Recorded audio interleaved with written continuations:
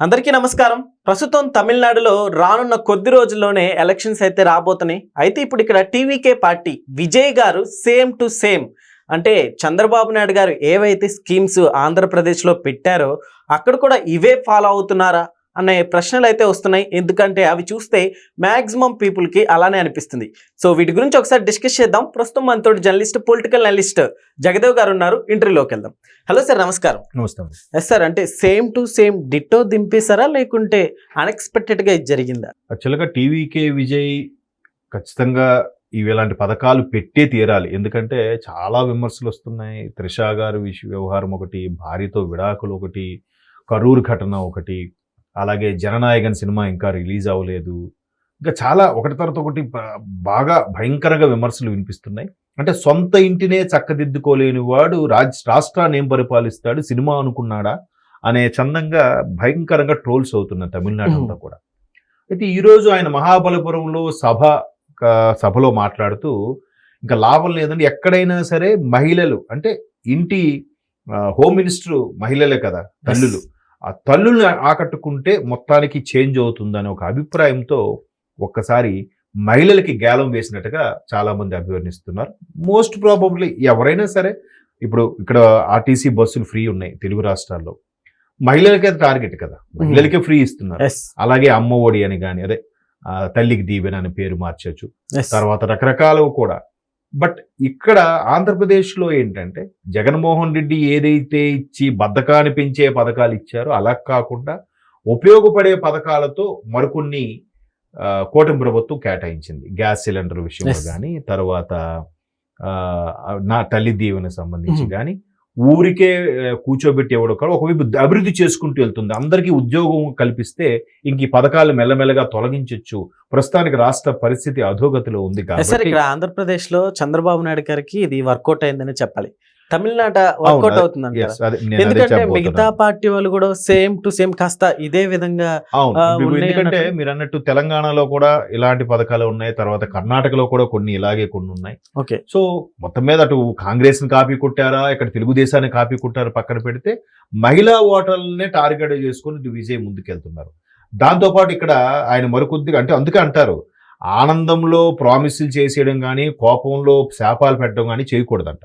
అలాగా ఆయన ఆనందంతో లేదంటే ఆవేశంతో నేను గడప గడపకి వచ్చి థ్యాంక్స్ చెప్తాను, మీ కాళ్ళు మొక్కుతాను తర్వాత అని చెప్తూ భయంకరమైన పథకాలు అనౌన్స్ చేస్తాడు ఈరోజు టీవీకే విజయ్. అందులో మన దగ్గర లేనివి కూడా, ఇప్పుడు తెలంగాణలో బీఆర్ఎస్ టైంలో ఉండేది పెళ్లి కానుక ఏదో సంథింగ్ ₹1,00,000 ఎంతో ఇస్తారు అన్నట్టుగా, ₹1,00,000 10 సంథింగ్ ఏదో, అలాగే మహిళలకి గర్భవతి మహిళలకి కిట్లు ఇవ్వడం.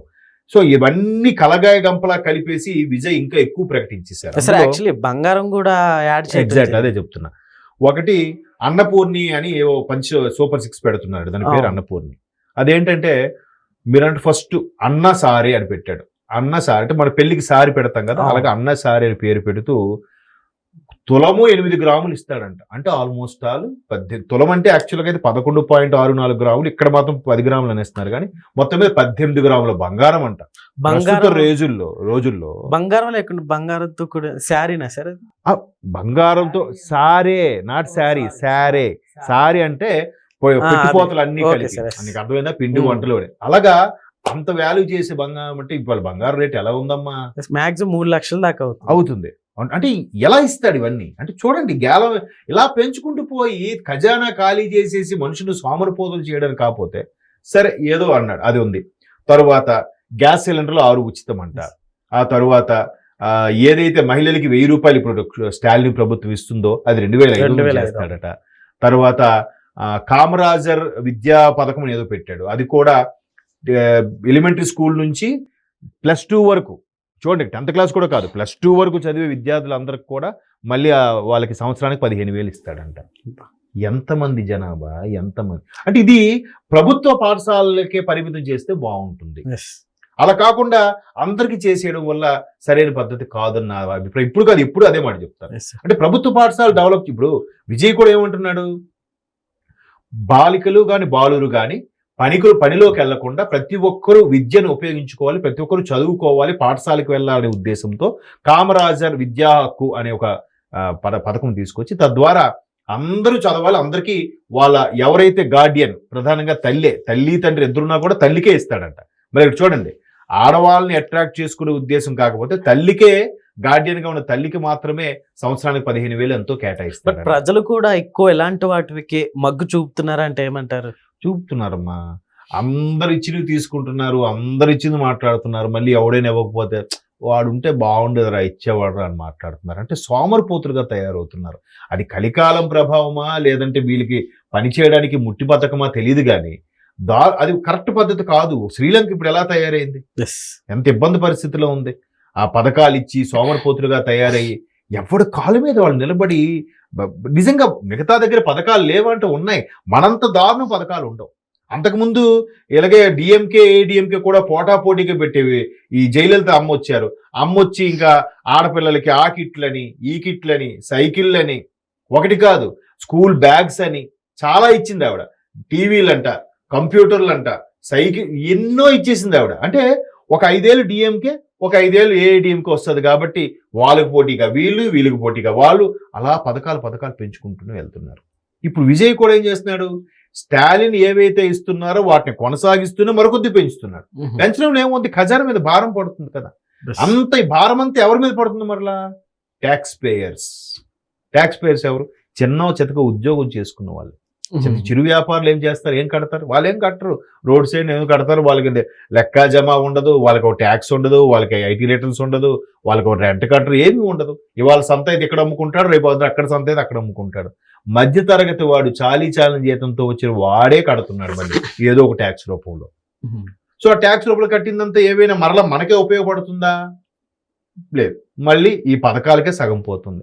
పథకాలకు పోవడం వల్ల ఏమవుతుంది, ప్రభుత్వానికి సంబంధించిన ఆసుపత్రులు కానీ, ప్రభుత్వానికి సంబంధించిన కార్యాలయాలు కానీ, ప్రభుత్వానికి సంబంధించిన పాఠశాలలు కానీ అలాగే తగలండి, అవి అలాగే ఉంటున్నాయి. దాన్ని ఎవడు బాగు చేయట్లేదు, ఏం చేయట్లేదు. ఒకవేళ బాగు చేసిన జగన్మోహన్ రెడ్డి గారిలాగా బాగు చేస్తున్నాడు.